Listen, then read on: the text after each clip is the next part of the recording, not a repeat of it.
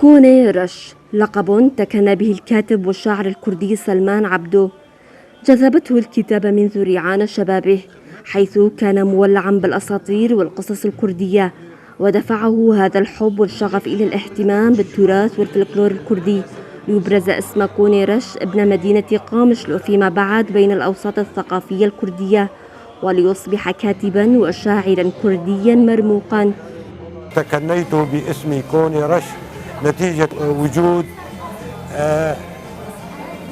كاهن كردي عنا في القرية، وكان جدي يحبه كثيرا وأكناه باسم كوني رش، كونه كان يعرف القصص والحكايات والأساطير الكردية بشكل ممتاز، وما كان يعرف اللغة العربية ولا التركية غير اللغة الكردية، وكان يقول دائما: لماذا لا يوجد عندنا مدارس باللغة الكردية؟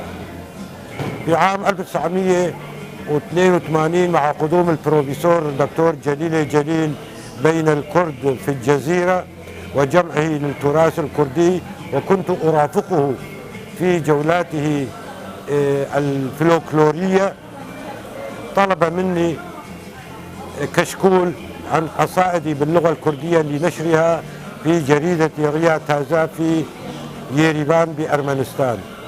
وحين قال لنا أنا ومجموعة من الكتاب والشعراء الكرد: اختاروا لغة، إذا تخافوا من اسمكم الصريح اختاروا اسم مستعارا لكم. حين تكنيت كتبت تحت كشكول قصائدي اسم كوني رش. وأثناء مشاركته في المعرض الأول للكتاب في كوباني، كان لكاميرا برتشوف نصيب أن تلتقي فيه وتجري معه الحوار حول مسيرته الأدبية، فحبه وولعه بالأدب الكردي ما دفعه أن يروي عطشه بكتابة روايات باللغة الكردية.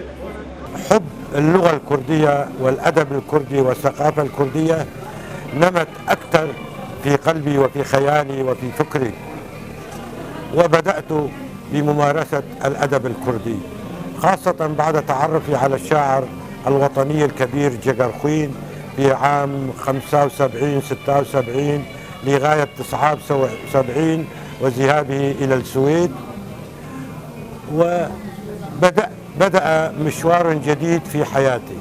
طبعا قبل ذلك كنت كغيري من شباب الكرد أكتب باللغة العربية، ولكن بعد تعرفي على جيغرخوين وتشجيعه لي بدأت بالكتابة بالكردية أكثر مما كنت أكتبها بالعربية، وصدر لي لغاية الآن أكثر من 25 كتابا بين اللغة الكردية بشكل عام وبعض من كتبي باللغة العربية. بعد مسيرة ربع قرن من النضال في خدمة القلم الرصين والكلمات الصادقة، يعتبر كوني رش أحد الكتاب الأوائل الذين كتبوا باللغة الكردية في سوريا، حيث كتب في العديد من الصحف والمجلات الكردية في الداخل والخارج، وبرز اسمه في الساحة الثقافية الكردية بسبب عشقه للغته الأم وجهوده الكبيرة لنشر هذه اللغة بين أبناء شعبه عبر إصداراته وقصائده المختلفة. البرجاف FM، زوزان بركال، كوباني.